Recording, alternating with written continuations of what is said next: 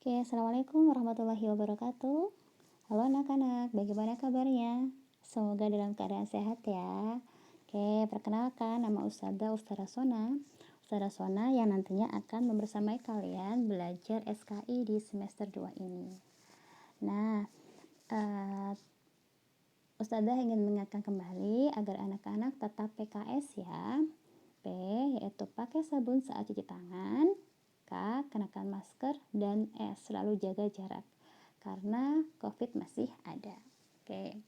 Baik, hari ini Ustazah ingin mengajak kalian untuk membahas salah satu sahabat Rasulullah. Sahabat ini adalah sahabat yang membenarkan. Cluenya adalah membenarkan. Nah, kira-kira kalian tahu tidak siapa sahabat yang Ustazah maksud? Ya, betul. Beliau adalah Abu Bakar As-Siddiq. Nah, kali ini kita akan membahas seputar nama beliau, pengangkatan beliau sebagai khalifah, kemudian bagaimana beliau memerangi orang-orang yang keluar dari agama Islam, bagaimana beliau juga melakukan perluasan wilayah, dan apa sih jasa-jasa beliau ini. Nah, yang pertama, tentang nama dan nasab dari Abu Bakar.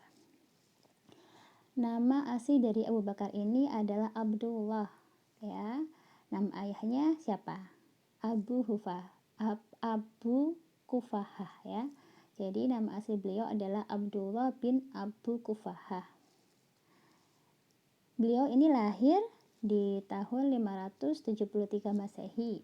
Berasal dari Bani Taim, dan waktu kecil beliau ini memiliki nama, yaitu Abdul Ka'bah.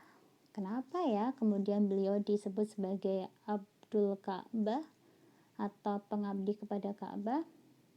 Jadi begini ceritanya anak-anak. Waktu itu ibunya Abu Bakar ini memiliki nazar, bila mana mendapatkan putra dan itu hidup, maka beliau akan mengabdikan, menyerahkan anaknya itu agar menjadi pengabdi di Ka'bah. Karena sebelum-sebelumnya ketika memiliki putra itu langsung meninggal. Nah, qadarullah Abu Bakar ini termasuk yang sehat, selamat gitu ya, bisa hidup sampai dengan dewasa. Nah, beliau ini juga ternyata memiliki nama Abu Bakar itu ketika setelah memeluk agama Islam. Jadi disebut sebagai Abu Bakar karena beliau sebagai pionir dari keislaman. Nanti Ustazah ini ya jelaskan ya siapa-siapa aja yang diajak oleh Abu Bakar untuk memeluk agama Islam. Jadi pionir itu adalah orang yang mengawali, yang mengajak gitu ya. Terus As-Siddiq itu merupakan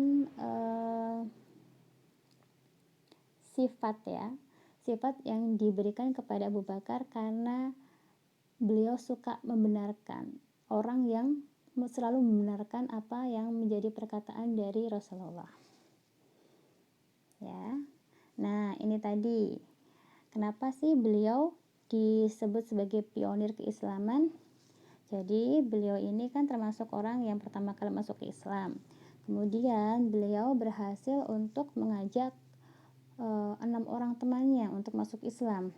Ada Zubair bin Awam, ada Utsman bin Affan, ada Tolha, ada Sa'ad bin Abi Waqqas, ada Abu Rahman bin Auf, dan ada juga Abu Ubaidah bin Jarrah. Nah, itulah tadi kenapa beliau disebut sebagai pionir ya. Nah, ini terkait dengan As-Siddiq tadi. Jadi, kenapa disebut As-Siddiq? Karena dua alasan. Yang pertama, karena beliau ini masuk Islam dengan yakin tanpa ragu. Yang kedua, beliau juga membenarkan adanya Isra Mi'raj di saat orang-orang yang lainnya tidak percaya kepada apa yang disampaikan oleh Rasulullah. Nah, oleh karenanya Abu Bakar ini memiliki banyak keutamaan anak-anak. Yang pertama, beliau adalah orang yang pertama masuk Islam dari golongan laki-laki dewasa ya. Kemudian yang kedua, beliau ini juga dipercaya untuk menemani Rasulullah saat hijrah ke Madinah. Nah, disebut sebagai sahabat utama juga karena beliau sekaligus sebagai mertua dari Rasulullah. Abu Bakar juga termasuk khalifah yang amanah. Jadi beliau tidak akan menggunakan aset atau barang-barang milik pemerintahan untuk keperluan pribadinya gitu. Terus yang kelima, beliau juga salah satu orang yang dikabarkan masuk surga. Masya Allah ya. Oke. Yang berikutnya kita akan membahas tentang pengangkatan Abu Bakar sebagai khalifah. Jadi setelah Nabi wafat, kemudian terjadi persilangan pendapat siapa yang nantinya akan menjadi pengganti Rasulullah. Apakah dari kaum Muhajirin ataukah dari kaum Ansor. Kaum Ansor ini bersikeras bahwa kaum Ansor lah yang pantas untuk menggantikan Rasulullah gitu ya. Dari kaum Ansor lah.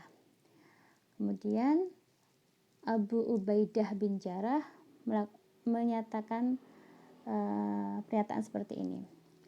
Hai kaum Ansor, kamu adalah orang-orang yang pertama menolong dan membela, maka jangan pula kamu yang pertama merusaknya.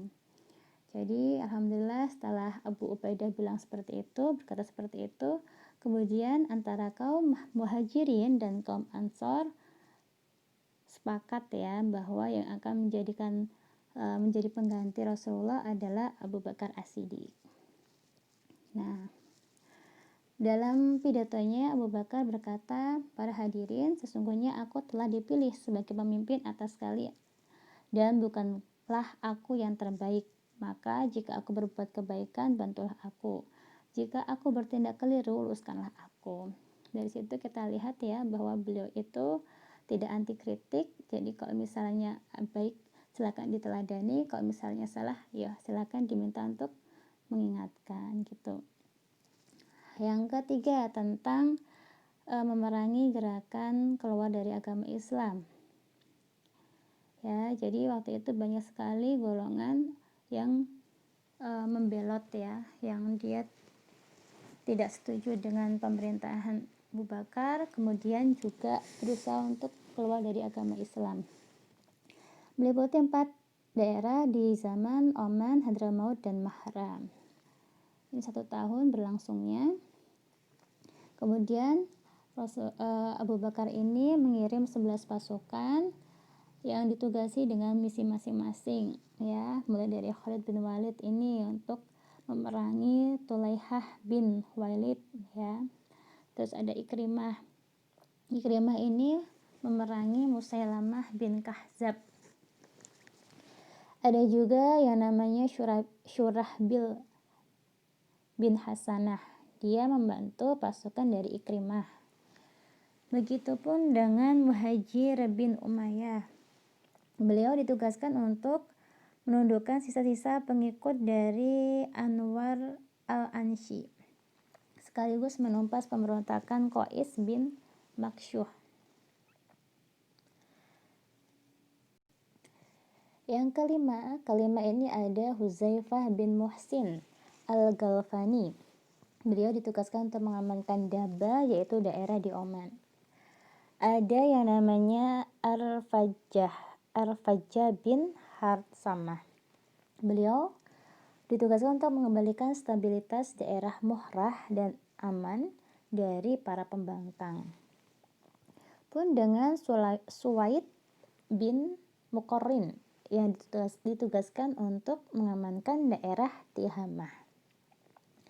Ada yang namanya Ala bin Al-Hadrami. Beliau ditugaskan untuk daerah kekuasaan kaum Riddah.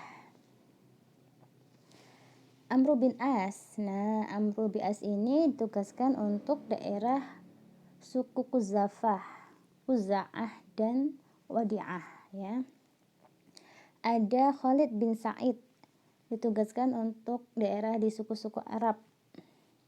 Dan yang terakhir adalah Ma'an bin Hijaz. Beliau ditugaskan pada suku Salim dan Ta'awin di daerah Tarif.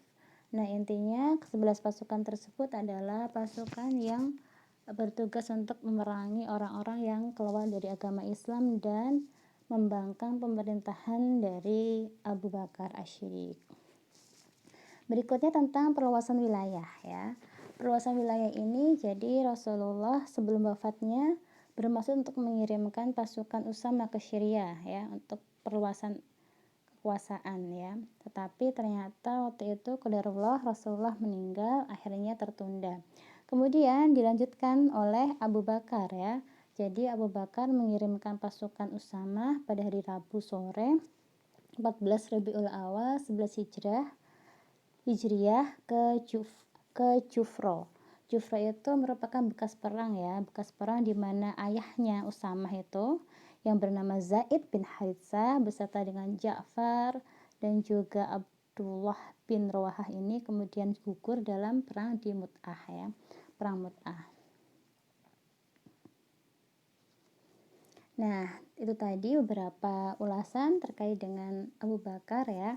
Nah, sekarang Ustazah memiliki tantangan untuk kalian. Tantangannya mudah ya, kalian silakan mencari jasa-jasa Abu Bakar. Kalian boleh mencarinya melewat Google boleh, tapi lebih utama silakan kalian mencari di buku ya. Nah, nanti kalau sudah silakan tuliskan jawaban kalian pada kolom chat. Oke, dari Ustazah cukup sekian. Terima kasih untuk perhatiannya. Semoga kita bisa meneladani Abu Bakar. Ustazah tutup dengan bacaan hamdalah alhamdulillahirabbil alamin. Assalamualaikum warahmatullahi wabarakatuh.